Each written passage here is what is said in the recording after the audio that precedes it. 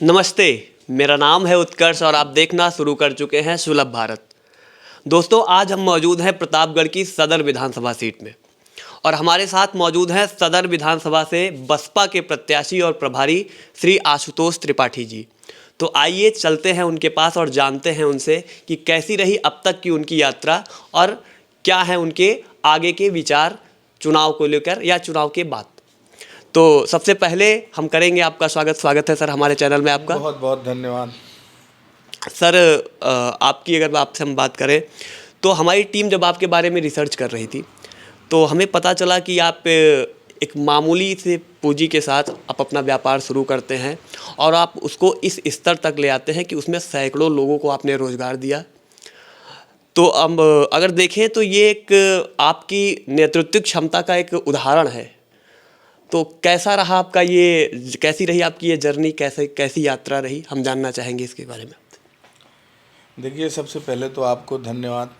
आपने एक मौका दिया मुझे हमारी इन सब चीज़ों के बारे में जानने के लिए और लोगों से बताने के लिए, इसके लिए आपको बहुत बहुत धन्यवाद। देखिए, किसी भी काम को शुरू करना तो आसान होता है, लेकिन एक उसको मुकाम तक ले जाना बहुत ही मेहनत और बहुत ही आपको समर्पण के साथ वो उस काम को करना पड़ता है। जब मैंने अपना व्यवसाय स्टार्ट किया था तो मात्र 1 लाख रुपए की पूंजी से इस कंपनी को मैंने निर्माण किया, ASM land developer and real estate private limited के नाम से। जी।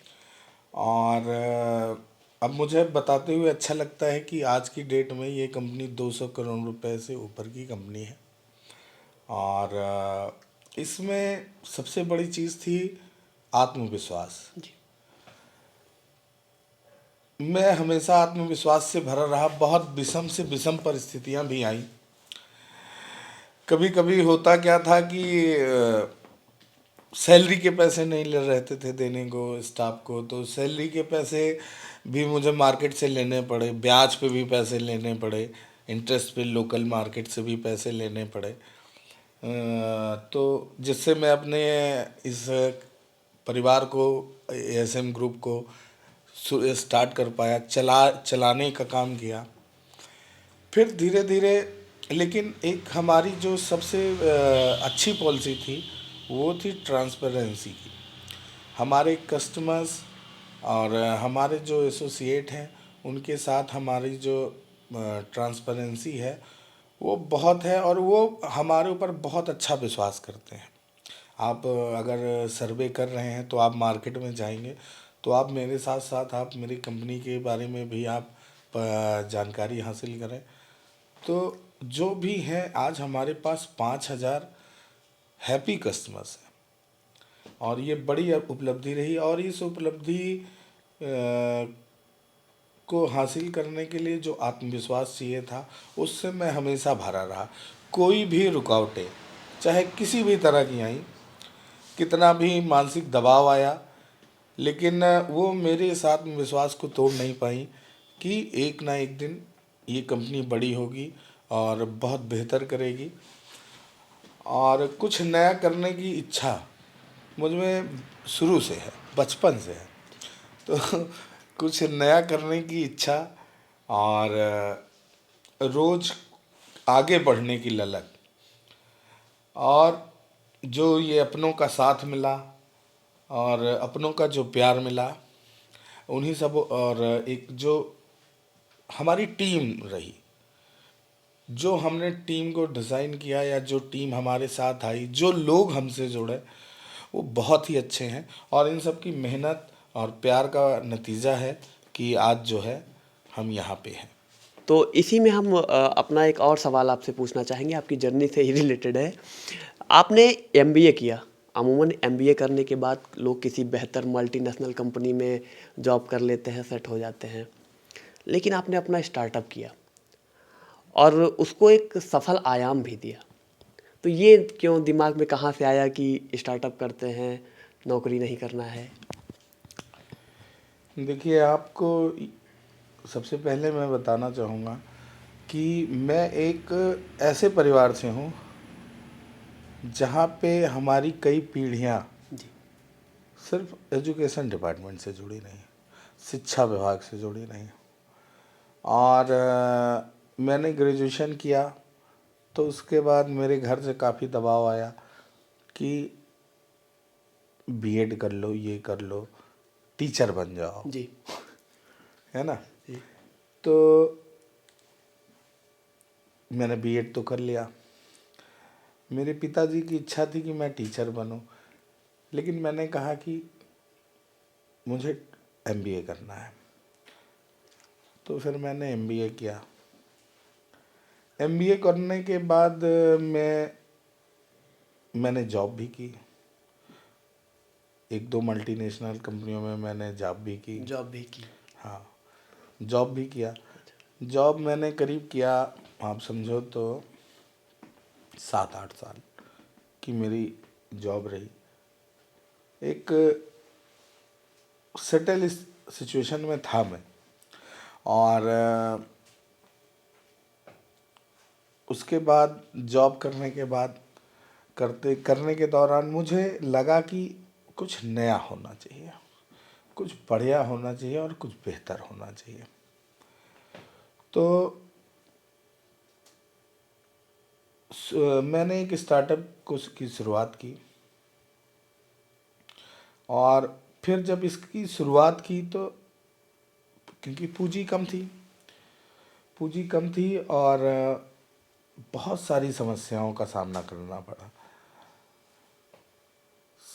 समस्याएं इतनी जटिल रहा करती थी कि आप समझो कि सैलरी के पैसे के बाद घर ले जाने के लिए पैसे नहीं होते थे। घर से पैसे, बीवी से पैसे मांग के लाने पड़ते थे और अपने खर्चे चलाने पड़ते थे। लेकिन वो जो आत्मविश्वास, कुछ करने की इच्छा, ललक और जो आगे बढ़ने की सोच थी और एक ईमानदारी से किया गया प्रयास था। और ये जो मेरी टीम थी, इस टीम ने जो सहयोग किया, जो उनके अंदर भी वही इच्छाएं थी जो मेरे अंदर थी। और अपने लोगों के प्यार स्नेह से जो है चीज़ें आगे बढ़ी। और आज के समय में करीब 5,000 युवा हमारे साथ जुड़े हुए हैं, हमारे इस स्टार्टअप के साथ जुड़े हुए हैं।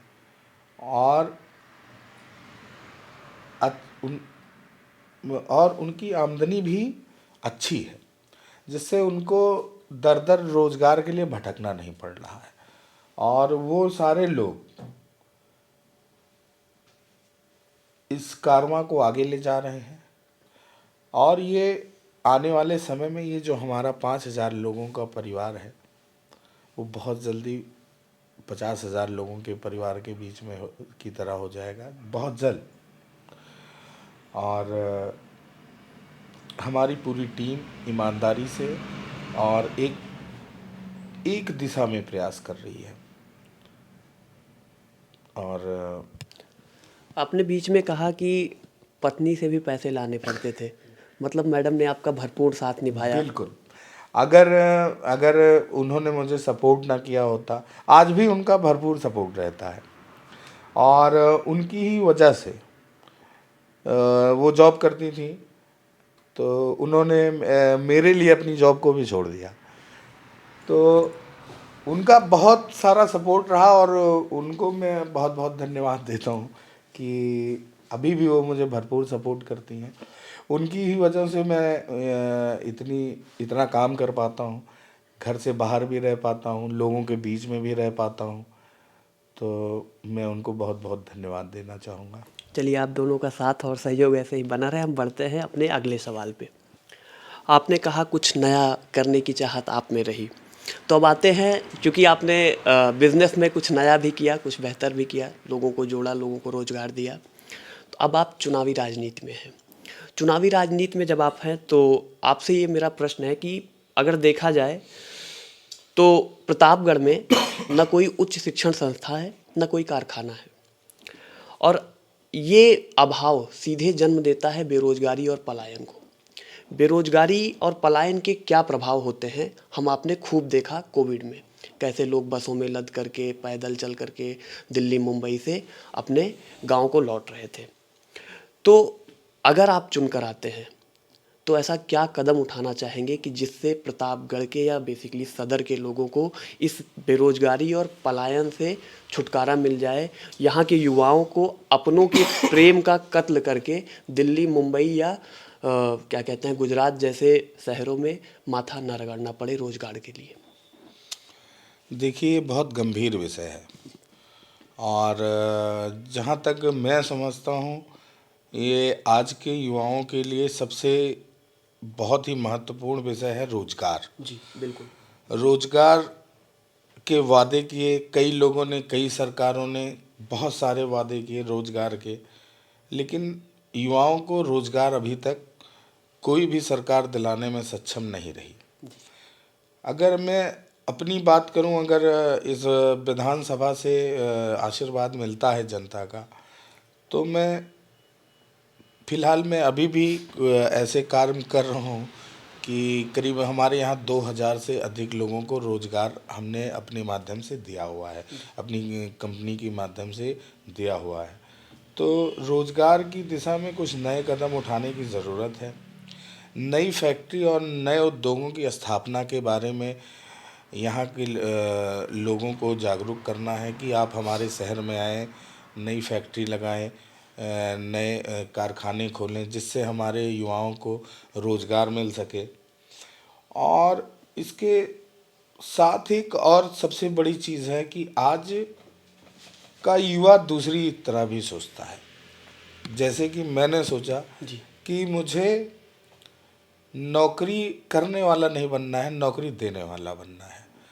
तो मैं चाहूँगा कि मैं युवाओं का सहयोग करूँगा कि वो एक नए स्टार्टअप की शुरुआत करें और लोगों को रोज़गार देने का काम करें, और इसमें जो मुझसे सहयोग हो पाएगा मैं करने को तैयार रहूँगा। आपकी बातें थोड़ी बहुत मोदी जी से मिलती लग रही, वो भी यही कहते हैं कि स्वरोजगार की वो भी बातें करते हैं। जी, देखिए वो मैंने एक देखिए वो बातें करते हैं और हम करने में विश्वास रखते हैं। हम जिस पार्टी का बहुजन समाज पार्टी से, जिस पार्टी से मैं इस सदर विधानसभा का प्रत्याशी हूँ, वो पार्टी कहने में विश्वास नहीं रखती है। अब आपने मुझसे ये सवाल पूछा तो मैं आपको बताया ये चीज़ें। और मोदी जी केवल कहने वाले नेता हैं। 4 बार के शासनकाल में बहुजन समाज पार्टी में 4 बार बहन जी मुख्यमंत्री रहीं। इसमें जो है उन्होंने 88,000 विशिष्ट बीटीसी शिक्षकों की भर्ती की, जो कि किसी भी घोषणा पत्र में या किसी भी घोषणा में सम्मिलित नहीं था। उस समय के बहुत सारे नवयुवक रोजगार मिला, शिक्षक भर्ती हुई, और सबसे बड़ी चीज़ कि वो भर्ती हुई, ना उसमें पेपर लीक हुआ, ना वो मामला कोर्ट में गया।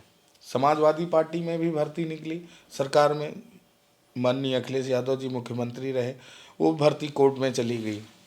अभी तक उस पर कोई फैसला नहीं हो पाया है।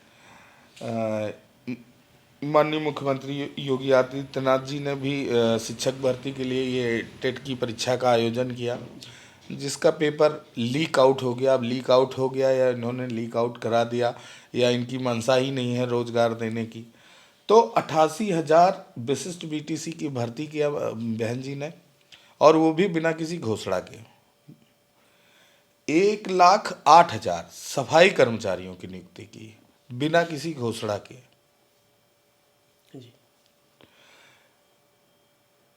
2,04,000 पुलिस कर्मियों की भर्ती की बिना किसी घोषणा के, बिना किसी वादे के।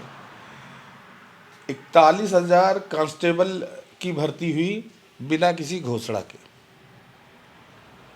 तो हमारी पार्टी या हम बिना घोषणा के जब ये काम कर सकते हैं, अगर एक बार फिर से पूर्ण बहुमत की सरकार बनती है, तो युवाओं के लिए एक रोजगार के नए अवसर खुलेंगे।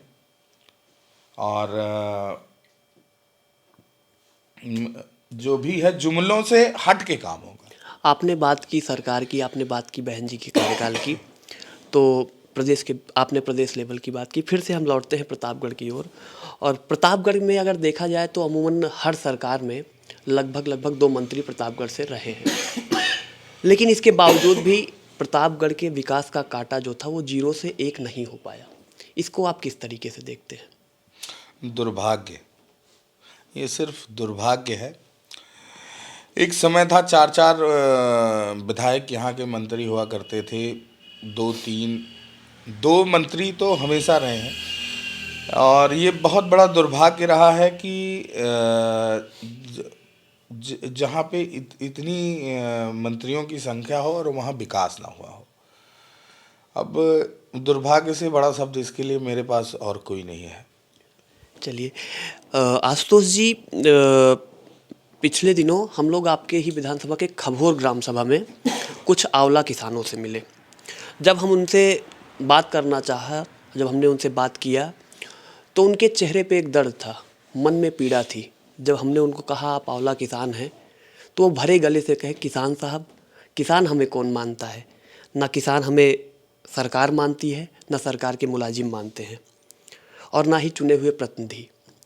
तो आंवला को लेकर या आंवला किसानों को लेकर आशुतोष जी की क्या मंशा है, या क्या उनके पास योजनाएं हैं जो उनको और बेहतर तरीके से उनके इस आंवला को प्रदेश में या देश में रिप्रेजेंट कर सकें? देखिए, आंवला हमारी पहचान है। प्रतापगढ़ को अगर प्रतापगढ़ को पूरे विश्व में जाना जाता है, माना जाता है, तो आंवले की खेती की वजह से माना जाता है। और ये बहुत अफसोस की बात है कि आज तक किसी ने भी इनके ऊपर ध्यान नहीं दिया है। आंवला एक अमृत फल माना जाता है। जी बिल्कुल। ठीक है। और आंवले के लिए अभी एक योगी आदित्यनाथ जी ने एक चलाया scheme, ODOP, one district one product. तो उसमें भी इन्होंने हमारे जो ज़िले का वन डिस्ट्रिक्ट वन प्रोडक्ट है वो आंवला ही है। लेकिन फिर वही जुमला है, उन्होंने कुछ भी कोई भी काम, जो लाभ भी मिला उनको जिनको मिला वो सिर्फ बड़े लोगों को। भारतीय जनता पार्टी ने या किसी भी पार्टी ने जो भी लाभ पहुंचाने का काम किया वो सिर्फ बड़े व्यापारियों को कराया। और आंवला किसानों को, जिन्होंने उसकी खेती की, जिन्होंने उसकी पैदावार की, उनके बारे में कभी नहीं सोचा। तो ये बहुत दुर्भाग्य की बात है। और अगर हमारी पहचान है आंवला, तो इसके विषय में सरकारों को और हम लोगों को इन किसानों के विषय में सोचना चाहिए। और मैं निश्चित तौर पे ये कहना चाहूँगा आपके माध्यम से कि अगर मुझे मौका मिला तो मैं कुछ इन लोगों के लिए बेहतर बहुत करने की इच्छा रखता हूँ। और मैं भी मिल रहा हूँ इन किसानों से, 1-2 लोगों से मेरी भी बातचीत हुई इस विषय पे। तो अगर मुझे मौका मिला तो मैं कुछ बेहतर इनके लिए करना चाहूँगा। आगे बढ़ते हैं। प्रतापगढ़ की बात की जाए तो प्रतापगढ़ के साथ एक नाम और जैसे उसके पर्याय के रूप में आ जाता है अपराध। प्रतापगढ़ और अपराध का रिश्ता अगर देखा जाए तो बहुत ही गहरा है। आए दिन कुछ ना कुछ मामले होते रहते हैं, चाहे वो व्यापारियों से रंगदारी मांगने के हों या राह चलते लोगों के लूटने के हों। तो अगर देखा जाए तो अगर आप चुनकर आते हैं तो इसको किस तरीके से नियंत्रण में लाएंगे? क्योंकि ये बड़ा चैलेंज है। यहाँ मंत्री भी रहे, यहाँ तमाम लोग सांसद भी रहे, लेकिन आज तक लोग इसको नियंत्रित नहीं कर पाए। आपकी क्या योजना है इसको नियंत्रित करने के लिए? देखिए, अपराध बहुत गंभीर विषय है हमारे प्रतापगढ़ ज़िले के लिए। और आए दिन हत्या, लूट, बलात्कार, फिरौती, ये सारी घटनाएं घटित हो रही हैं। और शासन व्यवस्था एकदम चरमरा गई है। तो अगर मुझे मौका मिला या मैं चुनाव जीत कर आता हूँ, तो सबसे पहले तो मैं चाहूँगा कि एक कानून का राज कायम हो सदर विधानसभा में। सभी लोगों, सभी वर्गों और सभी समाज के लिए समान न्याय की व्यवस्था हो और कानून द्वारा कानून का राज स्थापित हो। और आप ने अगर देखा हो तो 2007 से 2012 का शासनकाल रहा माननीय बहन जी का। तो छोटे मोटे गुंडों की बात नहीं करना चाहूँगा मैं, वो तो कहीं दिखाई ही नहीं पड़ते थे। जो बहुत बड़े बड़े गुंडे थे, या तो वो उत्तर प्रदेश से बाहर थे या वो जेल की सलाखों में थे। फिलहाल यही जुमला आज भी सुनने को मिलता है मौजूदा सरकार से कि या तो अपराधी जेल में है या तो रेल में है। देखिए, मैं आपको कह रहा हूँ, बहुजन समाज पार्टी कहने में विश्वास नहीं रखती है, हमेशा करके दिखाती है। हमारी पार्टी का अभी तक कोई घोषणा पत्र नहीं है, ना बहुजन समाज पार्टी कोई घोषणा करती है। आप अगर क्षेत्र भ्रमण कर रहे हैं तो जगह जगह जा रहे हैं, अगर आप चौराहों पे बैठेंगे, चाय की दुकानों पे बैठेंगे या कुछ किसी भी जाति धर्म या समाज के लोग हों, उनके प्रबुद्ध लोगों के बीच में बैठेंगे तो एक बात आपको यहाँ सुनने को मिलेगी। यहाँ क्या, प्रदेश के किसी भी जगह पे आप जाएंगे तो वहाँ सुनने को मिलेगी कि शासन रहा तो बहन जी रहा और नहीं क्यों नहीं रहा, है ना। ऐसा सुना कि नहीं आपने? सुना है, कई बार सुना है, आज की भी चर्चाएं बहुत होती हैं। तो आप समझिए कि जो चीज़ें थी, शासन और प्रशासन दोनों को कैसे चलाया जाता है, ये माननीय बहन जी से अच्छा कोई नहीं जानता है और उन्होंने इसको करके दिखाया है। देखिए, आपने सारी सरकारों को देख लिया, भारतीय जनता पार्टी की सरकार को भी देख लिया, समाजवादी पार्टी की सरकार को भी देख लिया और आपने उससे पहले बहुजन समाजवादी पार्टी की भी सरकार देखा। और आप थोड़ा सा डेटा एनालिसिस करेंगे तो आपको पता चल जाएगा कि जो क्राइम का रेट था वो सबसे कम किसके शासनकाल में रहा।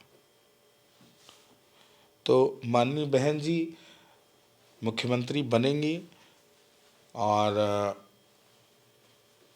कानून का राज होगा, कानून के द्वारा होगा और फिर से एक बार जो गुंडे बदमाश हैं वो प्रदेश को छोड़ के बाहर जाएंगे या जेल में जाएंगे।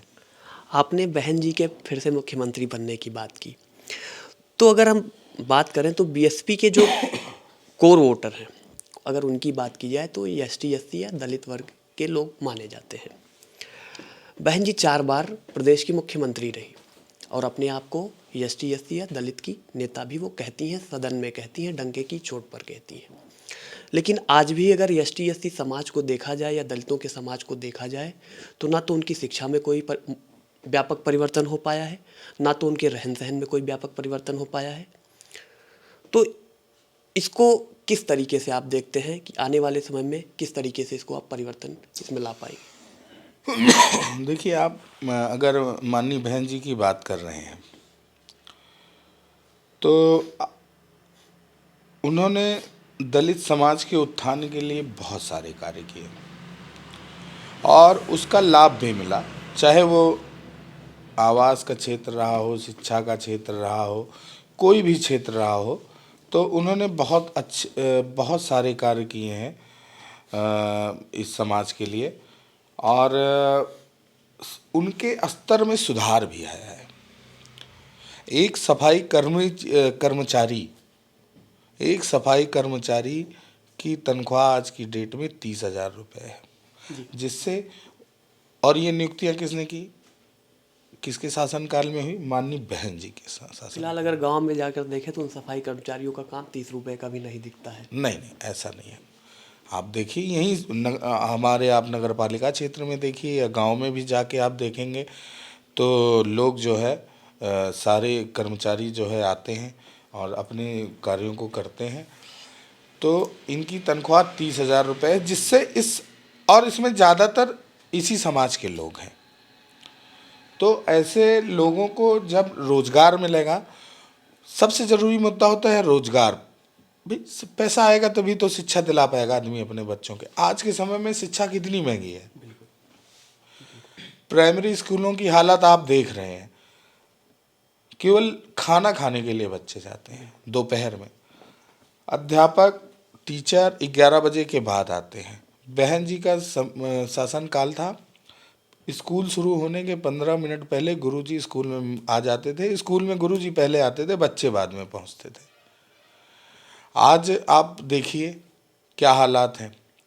और शिक्षा की अब बात करें तो बहन जी ने अपने शासनकाल में देखिए 7 मेडिकल कॉलेज बनवाए, 6 इंजीनियरिंग कॉलेज बनवाए, 2 होम्योपैथिक मेडिकल कॉलेज बनवाए, 24 से ज़्यादा पॉलीटेक्निक का निर्माण करवाया, 2 पैरा मेडिकल कॉलेज का निर्माण करवाया है, 6 विश्व स्तरीय विश्वविद्यालय यूनिवर्सिटीज़ की स्थापना करवाई माननीय बहन जी ने उत्तर प्रदेश में, और 200 से अधिक डिग्री कॉलेज बने।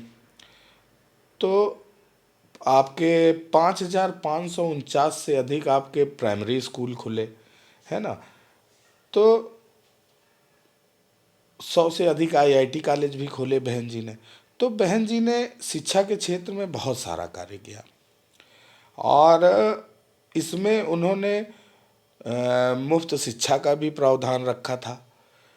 तो उन्होंने समाज को ध्यान में रखते हुए शिक्षा के क्षेत्र में, और समाज को, क्योंकि अगर समाज शिक्षित होगा, रोजगार मिलेगा, तो समाज आगे बढ़ेगा। इस दिशा में उन्होंने बहुत सारे कार्य किए हैं।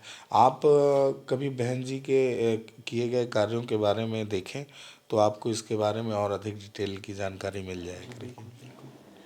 चलिए, आखिरी सवाल मेरा है, क्योंकि आप ब्राह्मण समाज से खुद आते हैं। पत्रकारों द्वारा या दिल्ली के पत्रकारों द्वारा एक बड़ा माहौल बनाया जाता है कि सब सरकार से ब्राह्मण बड़े नाराज हैं। आपको क्या लगता है कि ब्राह्मण सच में इस सरकार से नाराज हैं? अगर नाराज हैं तो क्यों नाराज हैं? और अगर वो ब्राह्मण खुश हैं तो खुश क्यों हैं? ब्राह्मण के नाराज होने या खुश होने के पैमाने क्या हैं? देखिए, ब्राह्मण नाराज है, इसमें कोई भी एक शक की बात नहीं है। ब्राह्मण इस सरकार से नाराज है। ब्राह्मण का सम्मान इस सरकार ने नहीं किया। किया क्या इस सरकार ने? ब्राह्मणों की इनकाउंटर करवाए, हत्या करवाई। जिस दिन सरकार का गठन हुआ था उसी के 1-2 दिन के अंदर रायबरेली में 5 ब्राह्मणों की हत्या कर दी गई। आज तक उस पर कोई भी रिपोर्ट नहीं आई। चाहे आप ब्राह्मणों की गाड़ियां भी पलटवा देते हैं। ये मामला, नाराज होने का मामला तो वहीं से उठा था। ब्राह्मणों की जब कानपुर का मामला हुआ, गाड़ी पलट गई, एनकाउंटर हो गया, उसके बाद पूरे प्रदेश में एक माहौल बनाया गया कि भाई ब्राह्मण नाराज है, ब्राह्मण नाराज है। लेकिन अगर देखा जाए, न्यायिक दृष्टि से देखा जाए, तो वो एक अपराधी था जो पुलिस वालों पे गोलियां चला रहा था। इसको भी तो एक एंगल से देखना चाहिए। तो ये बताइए आप कि पुलिस को कब से अधिकार मिल गया कि वो न्याय कर दे? न्याय का कार्य कौन करता है? बिल्कुल न्यायपालिका का है। न्यायपालिका का है। अगर आपने गिरफ्तार किया, अगर वो आरोपी था, आरोप सिद्ध नहीं हुए थे ना, आपको उनको कोर्ट में ले जाना चाहिए था, आरोप सिद्ध करने चाहिए थे। माननीय न्यायालय जो भी आदेश देता उसका पालन किया जाता। पुलिस या सरकार को न्याय करने का अधिकार नहीं है। सरकार का काम है कि कानून व्यवस्था चलाए, और पुलिस का कार्य है कि वो चीज़ों को सही जो भी है उसको न्यायालय के समक्ष रखे, और माननीय न्यायालय उन सब चीज़ों, दलीलों को सुनकर, अगर कोई भी अपराधी है तो अपने यहाँ उसका प्रावधान भी है, सज़ा का भी प्रावधान है। जो जितना बड़ा अपराधी है उतनी बड़ी सज़ा का प्रावधान है। तो पुलिस या सरकार के पास किसी की हत्या कर देने का अधिकार नहीं है। और उसके बाद आपने चलिए हत्या होगी, इनकाउंटर कर दिया, गाड़ी पलट गई, ये सारी चीज़ें आपने कर दी। अब आप समझिए कि दूसरी मैं आपसे बात करना चाहूँगा कि दूसरी बात मैं ये आपसे कहना चाहूँगा कि ये जो खुशी दुबे, जी। जिसकी शादी मात्र एक दिन पहले हुई थी, क्या वो भी दोषी है? क्या वो भी दोषी है कि वो आज तक किन गुनाहों की सजा भुगत रही है कि वो अभी जेल में है? बिल्कुल। एक मैं अपने ज़िले का उदाहरण आपको देता हूँ, ठीक है। अभी हमारे 7 विधानसभाएं सीट हैं, बिल्कुल। ठीक है।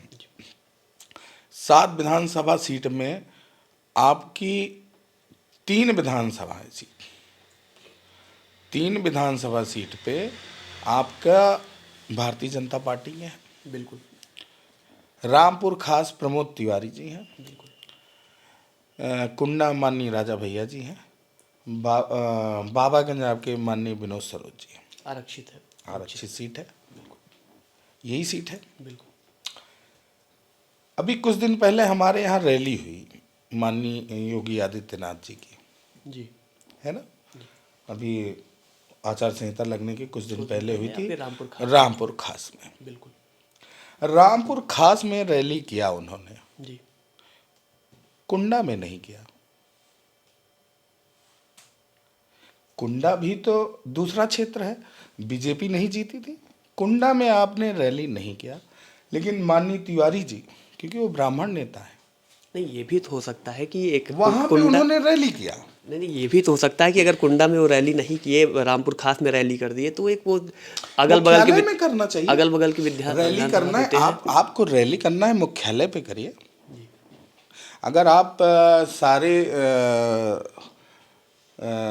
सारी विधानसभाओं को मद्देनज़र रख के देखना चाहते हैं तो रैलियां मुख्यालय पे होती हैं, सारी पार्टियों की होती हैं, चाहे वो भारतीय जनता पार्टी की हो या बहुजन समाज पार्टी की हो, समाजवादी पार्टी की हो या अन्य किसी भी पार्टी की हो।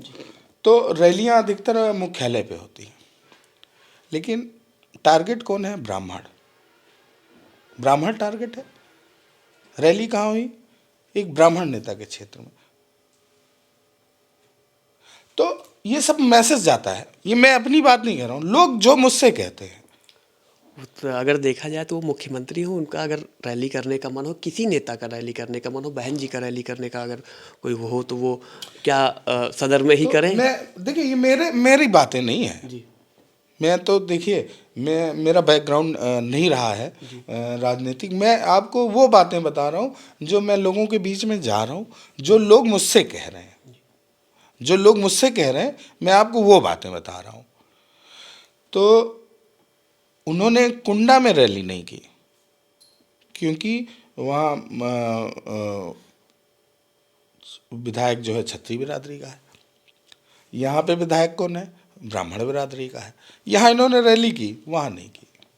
ऐसे बहुत सारे उदाहरण हैं। लोग कहते हैं मैं भी निकल रहा हूँ क्षेत्र में तो रोज़ कुछ ना कुछ सुनने को मिलता है।